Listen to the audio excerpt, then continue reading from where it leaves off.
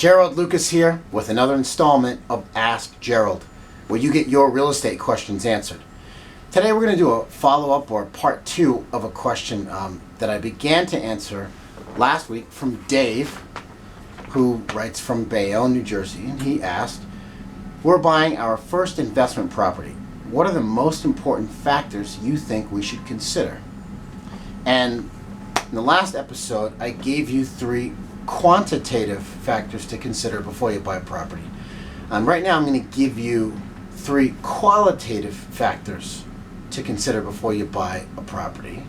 And the first is the local perception of the neighborhood where the property is located. So you want to look at things like, how desirable is the area in general? Does it have good schools? Does it have access to local public transportation, etc.? A second qualitative factor to consider is the attractiveness of the property to buyers and to renters.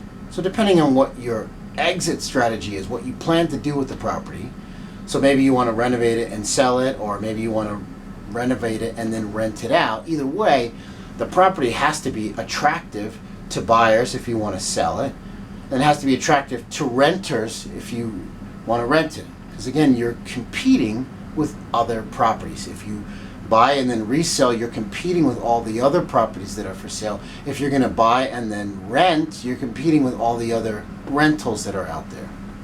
The third qualitative factor to consider is one that you can generate yourself, and that is to rank the property that you're looking at to buy vis-a-vis other similar properties in the neighborhood.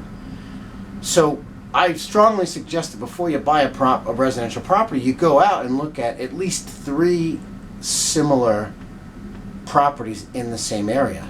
And that'll give you a very useful frame of reference to help you accurately determine market value.